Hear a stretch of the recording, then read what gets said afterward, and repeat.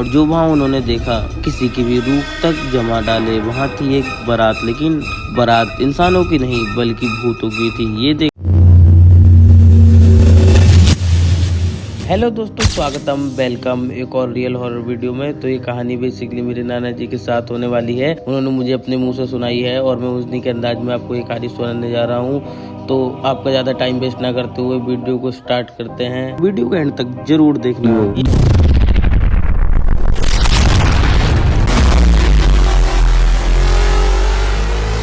ये कहानी देवभूमि उत्तराखंड की है। तो मेरे नाना जी एक पहाड़ी गांव में रहते थे।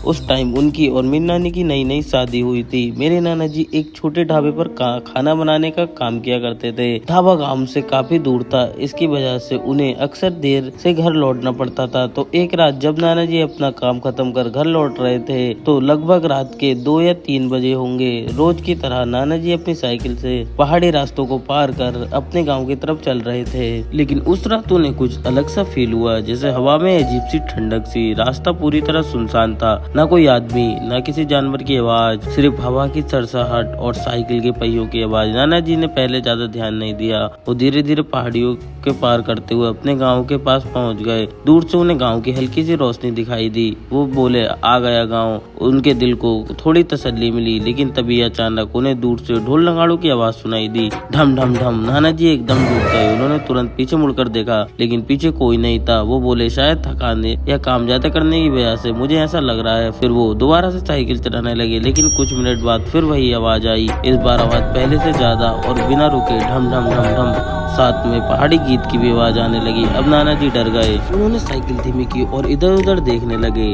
तभी उन्हें रास्ते के किनारे झाड़ियों के पीछे हल्की सी रोशनी दिखाई दी। डर के बावजूद धीरे धीरे वो साइकिल से उतरे और झाड़ियों के पास जाकर देखने लगे। और जो वहाँ उन्होंने देखा किसी की भी रूह तक जमा डाले। वहाँ थी एक बारात, लेकिन बारात इंसानों की नहीं बल्कि भूतों की थी। ये देखने के बाद नाना जी वहीं फ्रीज हो गए। उन्होंने देखा कि उन भूतों की बारात में कोई ढोल बजा रहा था, कोई पहाड़ी गीत गा रहा था, कोई नाच रहा था। लेकिन सबसे बड़ी बात, वो पहाड़ी कपड़े पहने हुए थे। अचानक नाना जी पीछे हटे ताकि अपनी साइकिल तक पहुंच जाएं। लेकिन तभी उन्हें लगा कि अगर वो साइकिल के पास गए तो शायद वो भूत उन्हें देख लेंगे। और गांव अभी भी बहुत दूर था, इसलिए उन्होंने फैसला किया कि वो वहीं झाड़ियों के नीचे छिपे ही रहेंगे। वो झाड़ियों के नीचे चुपचाप बैठ गए। अब ढोल नगाड़ों की आवाज बिल्कुल पास थी। तभी उस भूत की बारात में से एक आदमी रुका और अचानक नाना जी की तरफ देखने लगा। उसकी बिल्कुल सफेद आंखें थी और वो नाना जी से पहाड़ी में बोला, यह क्या करूँ था, मतलब तू यहाँ क्या कर रहा है। नाना जी कुछ नहीं बोले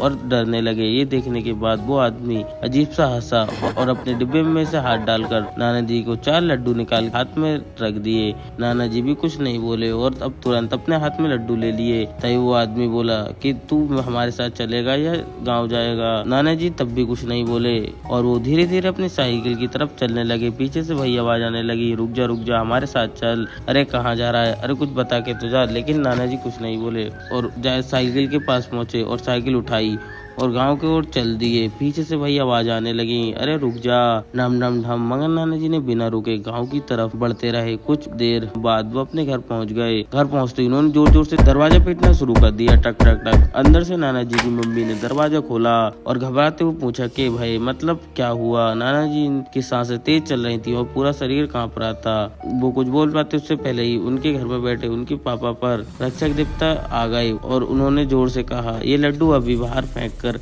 वो फिर ये बोले कि तुझे जो मिला वो कोई और नहीं बल्कि छलावा था। और अगर तू वहाँ पे अभी कुछ बोल देता या ये लड्डू खा लेता तो शायद तू अभी जिंदा वापस ना आता।